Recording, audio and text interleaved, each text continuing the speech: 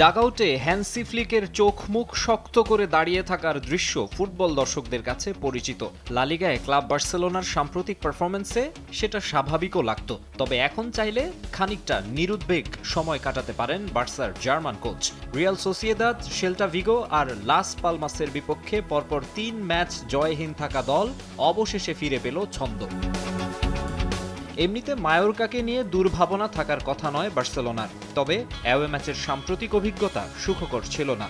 ১২ মিনিটে ফেরান তোরেসের গোলে সে চাপ কিছুটা কমে সফররতদের। যদিও প্রথমার্ধে লিড ধরে রাখতে ব্যর্থ জায়ান্টরা, সমতায় ফিরে ফ্লিক বাহিনীকে ভয় ধরায় মায়োরকা। ফিট হয়ে লামিন ইয়ামালের প্রথম একাদশে ফেরার প্রভাব ম্যাচে ছিল স্পষ্ট। রবার্ট লেভানডস্কি না নামলেও দ্বিতীয়ার্ধে স্বরূপে ফিরতে সমস্যা হয়নি বার্সার। ৫৬ আর ৭৪ মিনিটে জোড়া গোল পূরণ করেন ইনফর্ম রাফিনিয়া। শেষ দিকে আক্রমণের ধার বাড়ায় জায়ান্টরা। ৭৯ মিনিটে ফ্র্যাঙ্কি ডি ইয়ং আর ৫ মিনিট পর পাও ভিক্টরের গোলে ৫-১ ব্যবধানে জয় পায় বার্সেলোনা। তবে রিয়াল মাদ্রিদের চেয়ে ৪ পয়েন্ট এগিয়ে টেবিলের শীর্ষে থাকলেও ২ ম্যাচ বেশি খেলেছে কাতালানরা।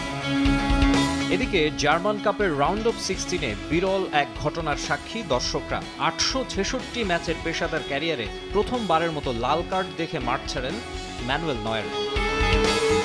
ম্যাচের ১৭ মিনিটে ১০ জনের দলে পরিণত হওয়া বায়ার্ন মিউনিখ বাকি সময়ে তবুও বায়ার লেভারকুসেনের বিপক্ষে লড়েছে প্রাণপণ। বল দখল, শট কিংবা কর্নারের হিসেবে এগিয়েছিল বাভারিয়ানরা।